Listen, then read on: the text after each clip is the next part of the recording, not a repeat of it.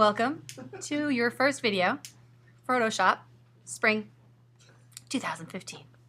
Okay, I'm going to pretend that I do not have Photoshop open and that I do have an image on my desktop that is probably cuter than anything else. Maybe almost as cute as that one.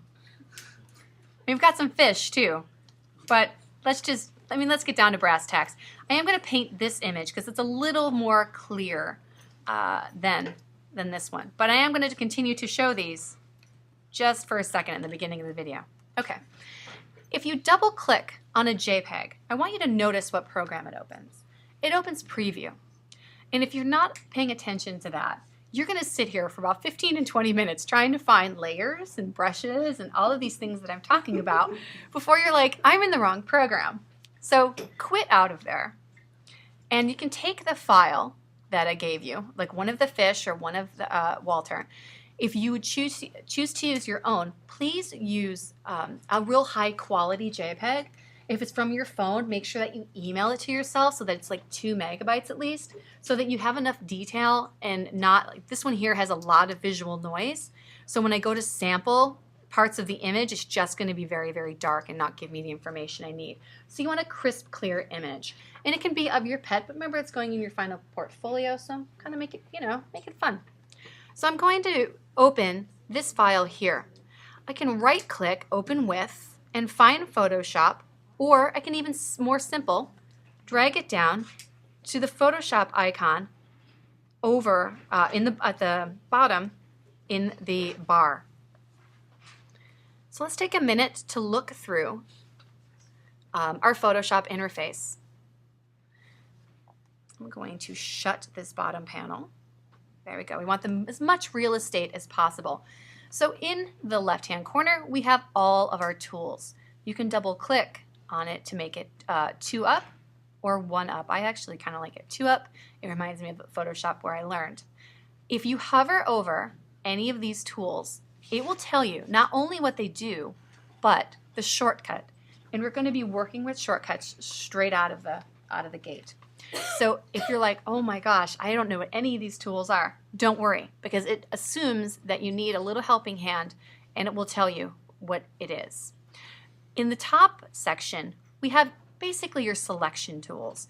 The marquee selection, the default tool, which is the move tool, and then we have lasso tool, magic wand, crop, and your eyedropper.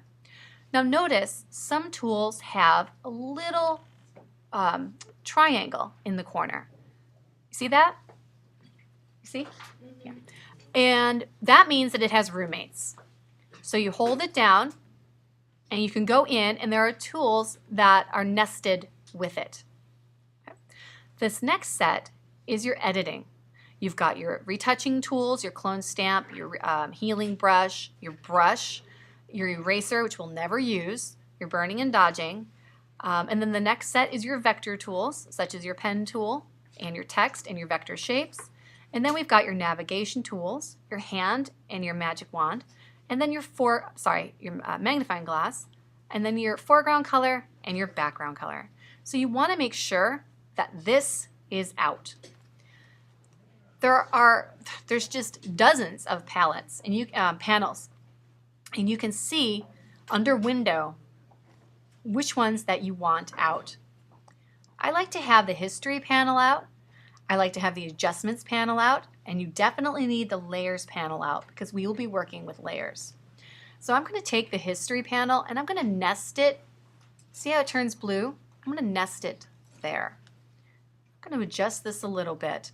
And once I have what I want, and you can shut or open as much as you want. If you have 2 screens, you could have these, go over a little further if you're not worried about real estate. This is a pretty average size screen, but I'm a little worried about real estate, so I'm going to make this small. I want my history. My history is how I undo things. So Command Z or Control Z is not, it's kind of inefficient. We're going to use the history panel to work through and back through and forward through the steps that we've done, and it will list the steps that we've done for the to the image. Our adjustments is what will give us things like levels, So if we want to make it brighter or darker, more contrast, less contrast. If we want to make it black and white. If we want to add a photo filter, adjust the color balance. And the layers is how we're going to work in a non-destructive manner. So what does that mean, non-destructive manner? So you don't really, so if you mess up on the layer, then you can delete it. Exactly. Excuse me. A lot of intro to Photoshop classes, you don't make any other layers. You just work on this one. And you could literally go in here, start painting on this, and do your worst. But you have no backup then. And the way that I've experienced Photoshop is I learned so much, even as I can teach through the semester and I go through the semester, that I love the idea of coming back and being able to work with that image. Also, if you're new to Photoshop and you're new to digital painting, don't you want the option of turning off that layer and throwing it away without losing any of your original data? So I like to have this guy out here. I'm going to put that right in there. So once I have my history, my adjustments, and my layers out, and again, if they're not out, you can go to your window. Then I'm going to go to Workspace, and I'm going to save it. So when I come in, if it's all janky, I can also go to Reset Amy. Right. Okay. Now we are ready to save the file. File, Save As. All of your projects and exercises in here will be saved the same way. Last name, underscore, and then whatever it is. So EX1. So last name, underscore, EX1, EX2, project 1, project 2. And then we're not going to save it as a JPEG.